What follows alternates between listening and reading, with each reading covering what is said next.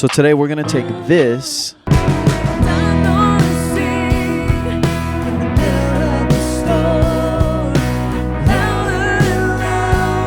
and we're going to turn it into this.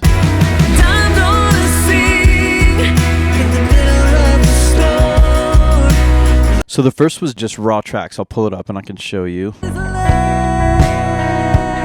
These tracks are from an average to medium-sized church. There's nothing big or special going on. The track count is basically just a full drum kit. We have kick, snare top, snare bottom, floor tom, rack tom, overhead left, and overhead right. That's all that's on drums. There's no special mics. There's no special room. We didn't replace all the heads right before. We spent a little bit on tuning, but not much. And I'll go over the drum process here in a second because it might be a little controversial to what some of you guys might think should go on in a worship stream mix. So just one bass player, 2 electric guitars. We have a lead vocal and 2 background vocals. That's literally all we tracked for that night. And we played to a click. So I tracked the click as well. We didn't track to the click on the DAW. We just tracked the click so that I could line up all the tracks later. Now we're going to start with drums. And here's the thing with drums, which I know a lot of you guys are probably going to hate on this right off the bat, but I'll give you very good reasons on why I'm doing the drums the way that I'm about to explain. Let me pull up the finished track and I'll walk you guys through it. So a lot of you guys know about sampling drums, like tracking a real kit and then using triggers to sample the snare, sample the kick, and then kind of using all of the other elements of the drums to glue it all together and make it sound natural. I'm totally down with that. However, in certain situations, think of it this way. If you were to go in to record, which is essentially what we're doing, we're recording basically 3-song EPs every single week. And if you were to go into a studio, which is not what we're doing, we're taking one of our multi-purpose rooms, basically, which only holds about a couple hundred people. So it's a small room, not an extravagant stage, not extravagant microphones, pretty much zero acoustic treatment. This is not a recording environment at all. We were just recording through an M32. I do not like the preamps in that console. It's a great live board for small to medium-sized churches, and they've sold probably millions of them. I don't know about millions, but a lot. They are not a recording console. They do not have good preamps. The way that we track this, there was no EQ on it, no compression, no EQ. It was literally picking audio signal straight after the preamp. So we adjusted gains to what we needed to, and we multi-tracked everything in the set. So if I were to go into a studio and record drums, anything for that matter, but let's say drums because that's what we're starting with, there would be a lot that went into that. I would probably get new heads on every drum. I would spend hours tuning it. Maybe not hours, but I would spend a long time getting the tuning to sound just right. There would be much more practice and pre-production involved. You would have the drum kit placed either in a drum recording live room, like a live room for recording drums, or you would treat the room significantly and find the best spot to put the drums. You'd have your choice of probably a lot more expensive microphones for each piece of the kit. You would probably mic a lot more of the kit than we did, and that would be the starting point. Here's the main thing that we should all be thinking about when we're recording, and really mixing live for that matter, but let's talk about recording. If the source isn't good, if the original source isn't good, you're going to have a hard time fixing that later in post-production. The better the source, and a lot of things go into that. I'm not just talking about the player or just having a crappy drum kit. The better the source, the easier it is to mix. There is no compromise to that. There is no shortcut to that. So now in this situation, we have decent musicians, but probably at the normal skill level and capacity that any small to medium-sized church would have. Volunteers that work full-time jobs that are not necessarily recording artists. And we have definitely some talent at our church, but not to the point where these are session players, myself included. And so we don't have, a $10,000 or $15,000 drum kit with brand new heads. We don't have thousands and thousands of dollars worth of microphones at our disposal, and we certainly do not have a treated room to record in. We do not have the time to get all of those elements right every single week. We do not have good preamps that we're recording through. So you check off the list of what you need for a good recording, and we don't have probably 9 out of 10 of those. But what we do have is a way to capture and a way to record the essence of what the drummer plays plays and exactly what kit pieces he's using. So I'm going to tell you something that I don't think a lot of people are going to may necessarily agree with, but I will quote one of the greatest names in recording and mixing right now. We have to think about it this way. The only thing that matters is what comes out of the speaker. That's it. 99.9% of the people listening to your mix when they're tuning into that online stream could care less how you mic the drums, if you sampled, if you replaced them, what sample kit you're using, what virtual instrument you're using, what compressor you're using. Only we care about that stuff. They could care less. They just care if it sounds good and it looks decent. And some of them don't even care that much, but subconsciously they care about it, because if it doesn't, they don't know why it doesn't or why it does. They just know it does or it doesn't sound good. And so for that matter, I would say, because we can't compete with a recording studio every single week and the gear that they have, I've chosen to replace drums. That's the hardest thing to get right in a mix and in tracking. And drum libraries, drum VST libraries have come so far now that it is so easy to make it sound good in a reasonable amount of time. Now, I am not going through and just dumping all of what our drummer plays every single song. I'm referencing almost to a T every single ghost note, every inflection. I'm adjusting my velocities, everything to match the feeling that he gives to that song. I'm trying the best I can to replace that exact same feel and those exact same kit pieces that he's playing during the song. The climaxes, the choruses, the bridge. When he breaks, I break, and all that stuff. I'm building it the way that he would. Now, there are some times where, just like in any editing process, you're going to recover mistakes, but for the most part, I'm playing what he played. So here's what I'm talking about. So for a drum session, if we look in here, here's the original drums, and if I solo those, it's not necessarily bad by any means. Playing to the click, sticks pretty close on the click, and I'm replacing them with a VST instrument that comes with Native Instruments Complete, and this is actually old. This is not anything new. This is a few years old, but it's called Studio Drummer. And so if I play just what I replaced on there, not samples included, but if I play just what I replaced his drum kit with, it would sound like this.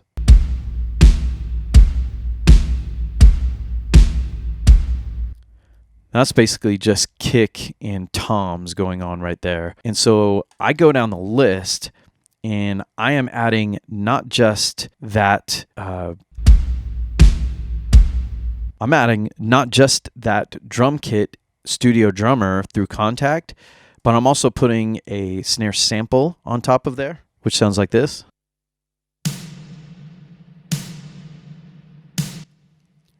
And that's just to brighten it up.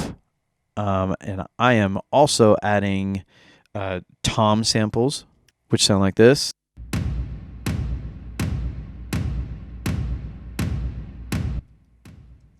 And I am also adding, I'll go down through everything that I've added to this track, but I'm also adding percussion, such as tambourine, shaker, and all. Those sound like this.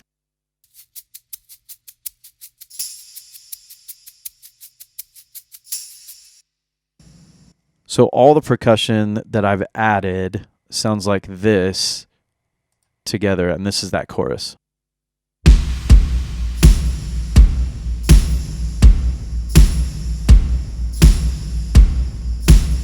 So we essentially go from this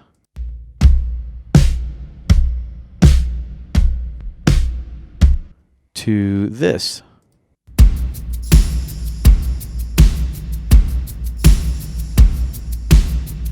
Let's jump into the whole process and what I've done to get to that point. I'm going to basically go through this drum kit, and here's the original recording.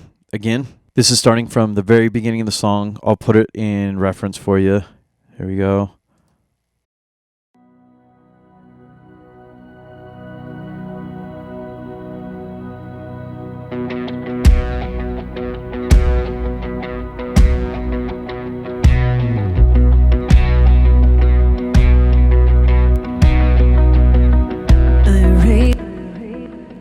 So from the very top, he's not doing much, so it's going to be pretty easy to replace this part. But essentially, I'm just going through the entire song and replacing everything that he does with the VST instrument. And I'll walk you through that. So let me open the VST instrument. Let me unmute all my percussion here. So here is Contact and Studio Drummer. And if I have that armed,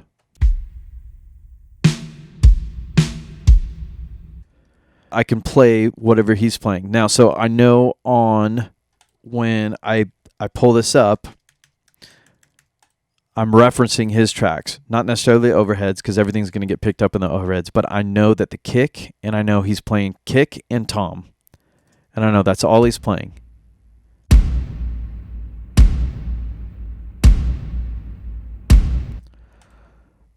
So I'm going to go to my instrument, and I'm basically just playing kick and tom together.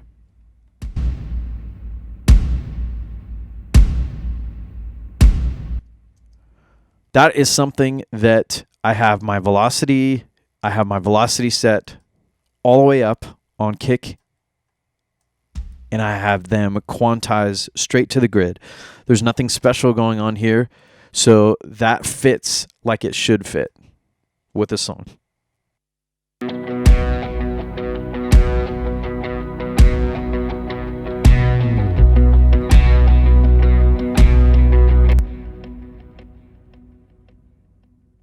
And so basically we're just going through the song, and if he goes to a different section where I see that he's switched his pattern, down chorus or something like that, then I work my way through the song by playing the VST instrument exactly how he played it.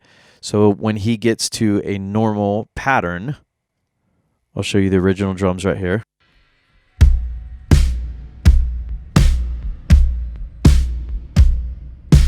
So basically he's still on that kick, he's still on the floor tom, and he just added a snare on the 2 and 4.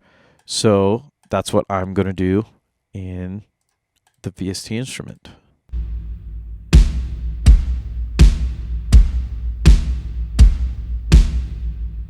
With this, I've chosen to add a snare sample. This is just a normal snare sample that you can get at a lot of different places. A lot of different places sell sample packs, and I wanted something to brighten up that snare and something that I could just put reverb on the tail of the reverb, just on the snare and on nothing else. And so I chose this one called Wide Bright.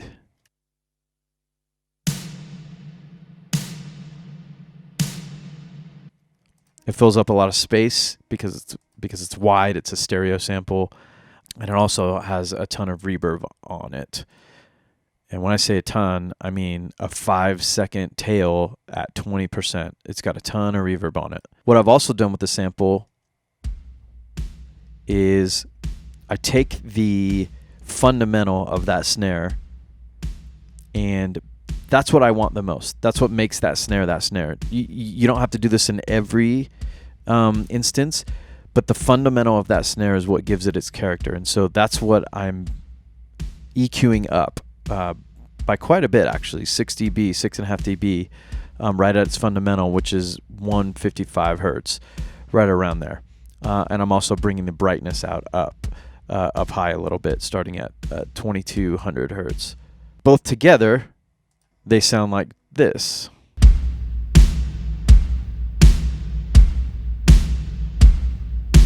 Now, to add a little bit more beef and kind of bigness and stereo width to the toms part, I did the same thing that I did with snare. I just added a sample on top, and here's the sample called Big Dark Toms stereo sample, and I think I added some verb on there too. Very little EQ, but the verb on this is a 6.5 second tail, but only at 10%. And here's what this sounds like, just the sample.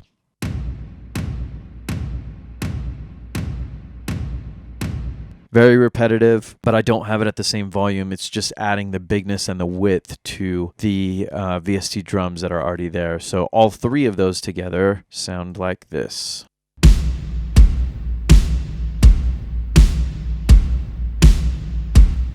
And in context of the song, they sound like this.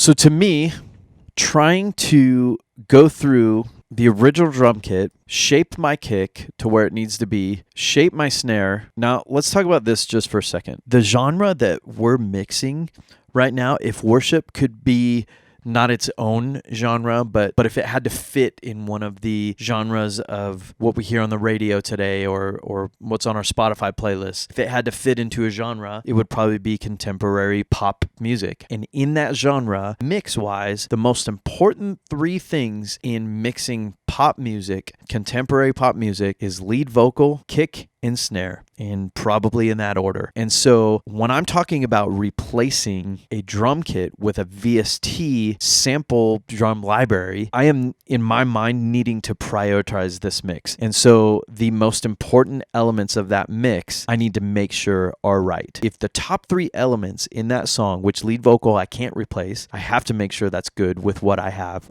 There's no VST instrument to replace a lead vocal. But kick and snare, if that's my two next to most important things in that mix, and they are to the point where they don't need to be, nobody's going to notice if that's, hey, that doesn't sound like that microphone that you used in the video, or that's not a 24-inch kick drum, that's an 18 in that nobody's going to know that stuff. They just want it to sound good. And they know if it doesn't sound good. And so I can spend a lot of time trying to get my kick and my snare right, or I can replace them with very little effort and have them already be right. So another thing that I've done that I like to do, and if you've ever downloaded multi-tracks and used multi-tracks in your worship sets, this is essentially doing the same thing. There are a couple elements that I use kind of as like in my toolbox. And one of them is a big giant boom. One of them is what I call slap. And one of them is cymbal swell. And I use these for accents if I'm going into a big chorus, or if I'm letting down into like a really broken down bridge, or I use these to kind of lift the song when it needs to be lifted when those elements weren't there in the first place. And so here's what that sounds like going into a chorus. You can see the boom, the slap, and the basic swell right here. See if you can hear them as you watch them being played out.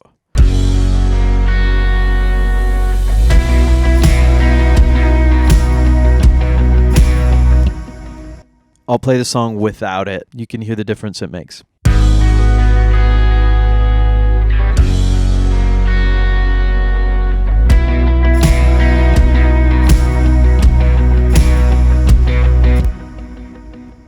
You can hear the big difference that it makes. Nobody watching the video is going to be like, I heard a big boom and a slap and a swell. They just know that the chorus happened there, and it needs to feel good when the chorus happens there. So adding those, which I have just in a folder that I can just drag and drop into any session, and they almost immediately sound good. So the boom sounds like this. Okay. The slap sounds like this. It's kind of a build up.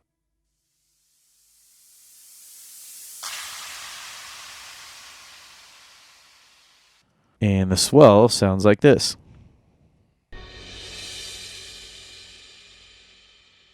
That's all it is, a cymbal swell. Now the other elements that I add, it's kind of different per song, but mostly it's going to be tambourine and shaker. In most songs, it's going to be a tambourine hit and a tambourine rhythm and a shaker rhythm. Now I'll show you what those add to the song with them in and with them out. Here is with them in.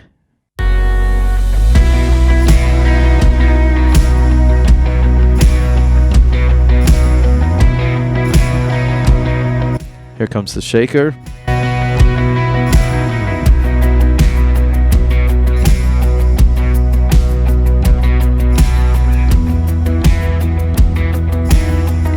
So just add some texture in there and helps rhythmically the song to have a little bit more carry to it. I'll play it without it.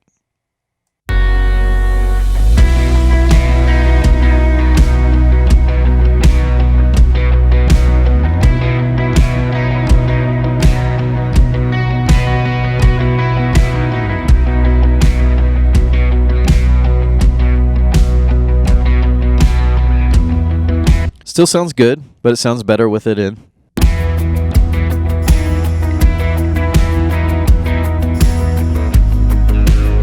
And again, these are elements that are not game changers. There are very little people that are going to look at, honestly, and if we're talking real here, worship sets aren't supposed to be performances. And so we're trying to create an atmosphere so there's no distraction. People can worship and connect to God. We're trying to lead people in worship, giving them a platform, giving them an environment and an atmosphere, I guess, so to speak, even if that's at their house or listening to on headphones, that they're not distracted and they're not like, oh, that sounds kind of weird, or that's off pitch, or that doesn't sound like it hit the note correctly, or that doesn't sound like it hit the beat correctly. Nobody's going to listen to this for the most part and be like, hey, that shaker's not in there. Now, if I'm adding a lead guitar or a violin part where there's no violin on stage, yeah, there's at some point where you draw the line, but for a shaker and just texture to kind of liven up the song and make it carry and kind of help people or help the song or give it more emotion, nobody's gonna fault you for that. You're not gonna get a foul for that. So the rhythm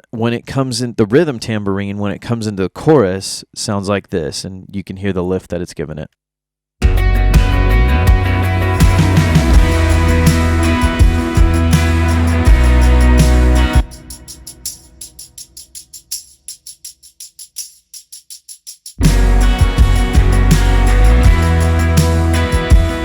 You can hear that harder tambourine hit is hitting right on the snare, so it's enhancing that snare hit as well. And so with that boom, that slap, that swell, now comes the tambourine rhythm, and now we're into this big chorus, which it needed the lift. If I take out all of those elements and I go into this chorus, and you're just hearing the drum kit, I'll even take out the samples too, you can hear the difference that it makes. So all of those muted, and we'll go into that chorus.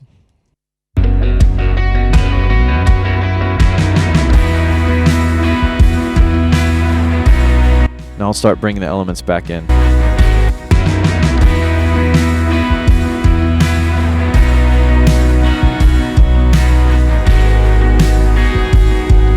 I'll play that swell back, going back into the chorus.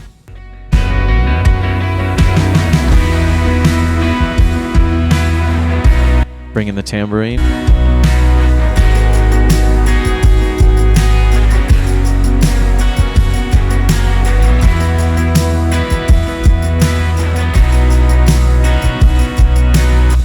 So you can hear the difference that's getting added to this song. None of that stuff took a lot of effort. They're all samples that I had on hand. I actually do track the tambourine, but what I do is I will track, 4 bars, 2 bars, or 4 bars of tambourine. I'll edit it, and it just gets looped because it's so far in the background, and all it is texture.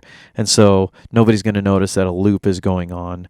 Same thing with the shaker. When I track that, I actually do track it just in my room here, condenser mic. I even have the speakers on. I'm not doing anything special. I'm just tracking texture for 2 measures, editing it. The process takes me about 5 minutes, and I have a shaker track through the whole thing. Another 5 minutes, I have a tambourine track through the whole thing. And so just those little things make so much difference in a song when it comes to percussion and when it comes to drums, which is huge in the genre that we're mixing in. Now, the next session, I know I'm leaving out a ton of details and the processes in which I'm doing, and hit me up if you guys want to know details, if you want to know exactly how I would match an entire drum kit with the way that he played it originally. But essentially that's what I'm doing. Now there's EQ, which I didn't talk about either. There's EQ, and there's all kinds of stuff going on inside Contact, which I can go over too as well. Leave me some comments or message me and let me know if you want me to go over the specific settings that I use in Studio Drummer, or how I play, the velocities when I'm trying to line up and make it just right with what the original drummer did. Anything that you guys have questions on, let me know. So that's it for today.